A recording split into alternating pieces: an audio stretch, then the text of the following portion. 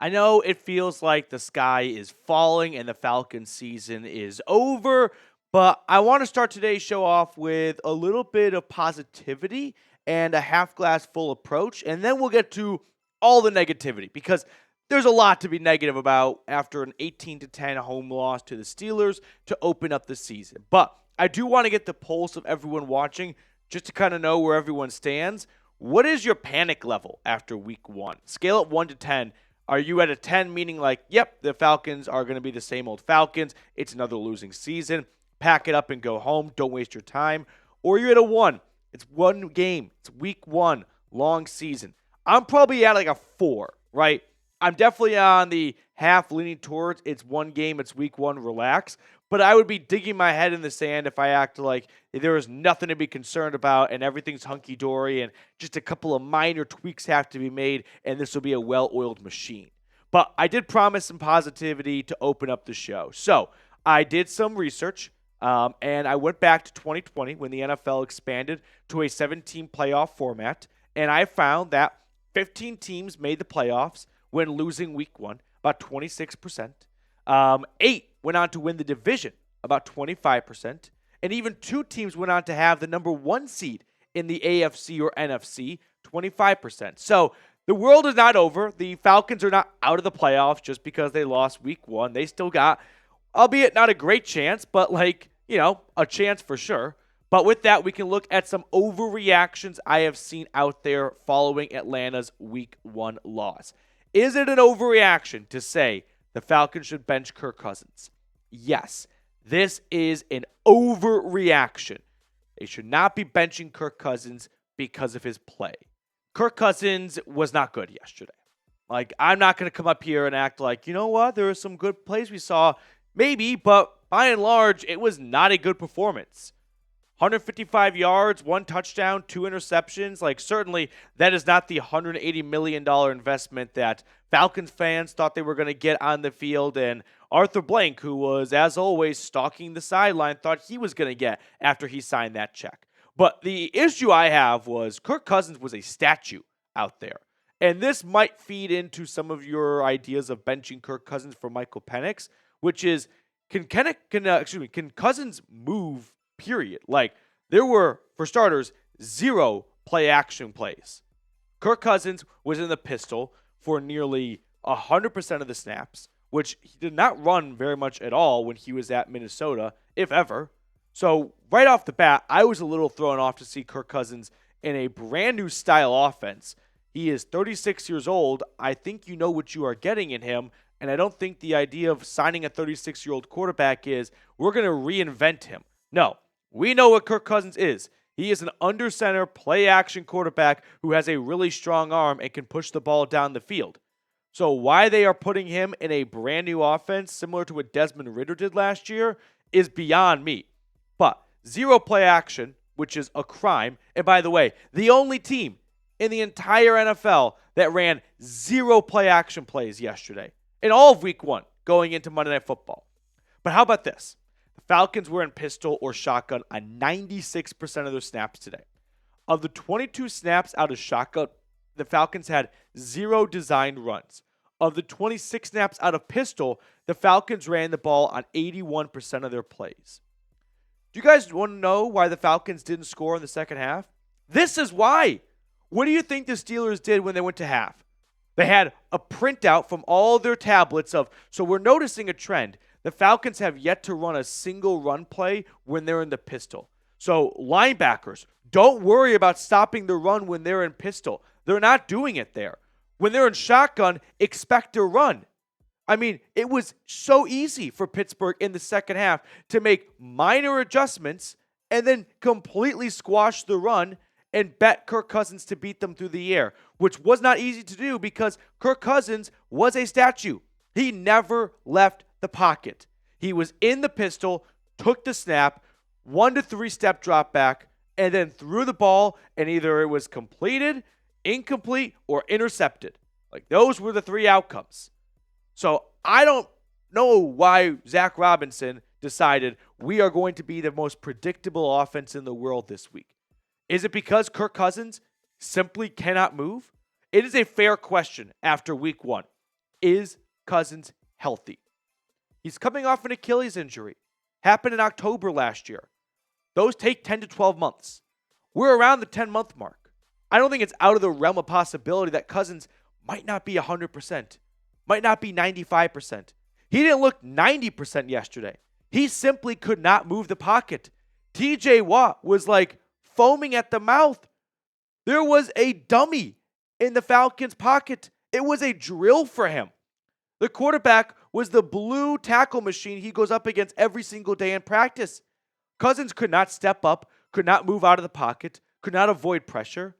He was basically taking the snap and right beforehand praying that he was not going to get sacked, because if someone got through the line of scrimmage, game over. He was not going anywhere. So if Cousins is not healthy, and you do have a first-round draft pick with Michael Penix sitting on the bench, I can entertain the idea as to why you'd want to go start Penix. But what I'm not going to entertain is benching Kirk Cousins because of the way he played on Sunday. It's one bad game. Like, you just can't be that knee-jerk reactionary. Now, if he's not healthy, then yeah, let's talk about putting Michael Penix out there. But if Kirk Cousins is healthy and this was just a poorly designed game plan and they're going to change that for week 2, then you're sticking with Kirk Cousins. But if the Falcons are lying to themselves that Cousins can play football right now, then, well, you made an investment in Penix.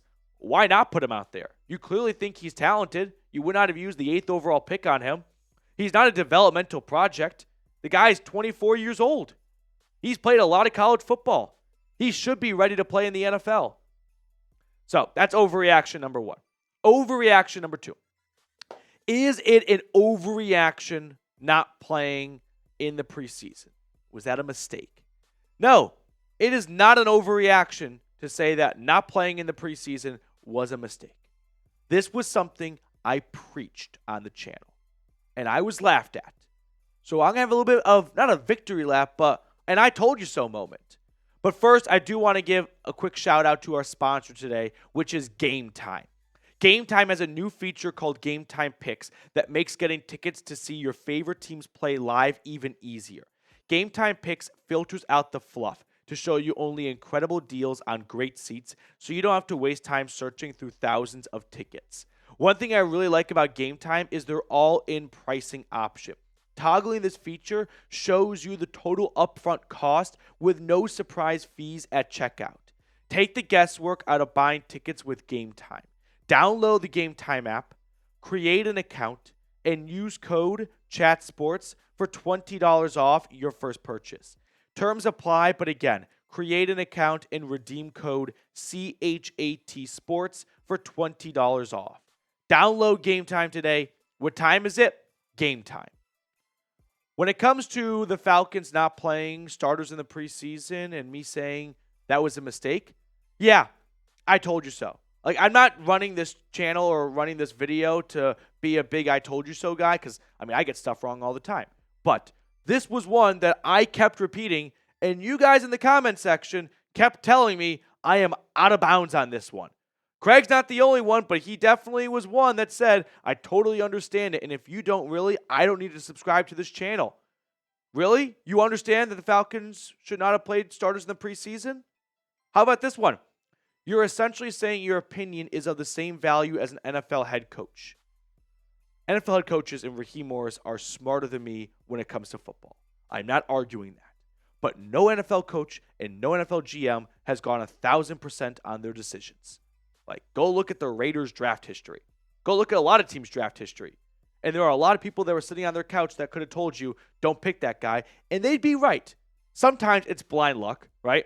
A lot of it's just a crapshoot when it comes to the draft and personnel decisions. But this was one where I decided, yeah, Andy Reid playing Patrick Mahomes in the preseason or Raheem Morris not playing his starters. I'm going to lean towards Andy Reid maybe being a bit more in the know on this discussion and this decision. The offensive line was bullied on Sunday. And I think a decent amount of that could have been avoided if they got some preseason work in. Like, there is a difference between going in practice with your own team, knowing, hey, at the end of the day, We're not out here to kill one another, and we're not going to let them tackle the quarterback because you can't sack the quarterback in practice. Well, in the game, they can, and TJ Watt did. Look at the PFF pass blocking grades from the Falcons offensive line in week 1. No surprise Jake Matthews and Chris Lindstrom had the best day, but even for them, that was not a great performance. Bergeron, Drew Dalman, and Kaleb McGary were disasters in pass protection. They were. And I think a lot of the rust that we saw across the offense could have been eliminated if they played in the preseason. There's a lot of season left, but there's a lot of work to do. This is not one of those week 1 losses where you burn the tape or it came down to a 57-yard field goal, which, by the way, fuck you, Chris Boswell. I mean, what was that? 5 for 5, 6 for 6, 3 for 5. I mean, he made everything beyond 50. Like, this is not one of those fluky games or the refs robbed the Falcons. No. The Steelers won the game because they deserved to win because they were the better team over 4 quarters. But there was a lot of work to do, and there is not a game where you just burn the tape and go, all right, well, we're moving on to week 2 in Philly. No. You've got to go watch that back, and you have to make a lot of corrections. Next overreaction. Is it an overreaction to say the season is over? Yes, this is an overreaction. The season is not over. Like I pointed out at the beginning of the video, from the expansion of the 17 playoff, 26% of teams have made the playoffs when losing in week 1. So, no, you are not mathematically eliminated or even all that close to being eliminated. Like, that's still a good chunk of the pie awaiting teams that missed out on week 1. But if you look at their upcoming schedule, week 2, Philly, Monday night. Eagles come off an impressive week 1 victory against the Packers. That's not going to be easy. And it's not going to get any easier after that. Home on Sunday night against the Chiefs. The Saints demolished the Panthers. The Buccaneers took care of business. I mean, let's just look at the next Eagles, Chiefs, Saints, Bucks. Your next 4 games are all teams that won in week 1, right? Teams that looked good in their first win. So there are not many easy games coming up. It might settle down after that a little bit. Panthers, I mean, the Seahawks weren't overly impressive, but man, look at the first 8 weeks. The only team that lost was the Panthers, and that's because they played the Saints. And then look past that for a moment. Cowboys, they look darn good against the Browns. We covered the Saints already. The Broncos, I mean, that's going to be more at their level for the way the Falcons played. Chargers won, Vikings won. Raiders still suck. Giants suck. Commanders lost. Like, it might get easier at the end, but there's a long way to go until then, and you're not going to make the playoffs going 5-0 in the last 5 weeks if you start the season off 0-12. So, obviously, there's a lot of football to be played. The season is not over, but they got to get their act together because there is some really tough games on their schedule, and it's not going to get any easier. So, there is a lot of work to do at practice this week for Raheem Morris and company. To summarize, though, it's an overreaction to say you want to bench Kirk Cousins because of the way he played. If you don't think he's healthy, that's a separate conversation, and that's more of like I would say conspiracy theory because that really like downgrades it, but that's more of like a theory, right? We don't have any evidence to believe he's not healthy other than he didn't move around a whole lot. He passed his physical, so we should believe what the team is telling us. He's not on the injury report, so unless the Falcons are lying, and if they are lying, that's a major violation if Kirk Cousins is not healthy. It is not an overreaction to say the Falcons should not have rested their starters in the preseason. They should have played their starters in the preseason, and that was evident with a 10-point performance on the offense. Is the season over? No. Season is not over. There's a lot of football left. They got to get their act together, but there is a lot of season left. All right. To wrap up the video, though, I do want to show some love to the Dirty Birds Club.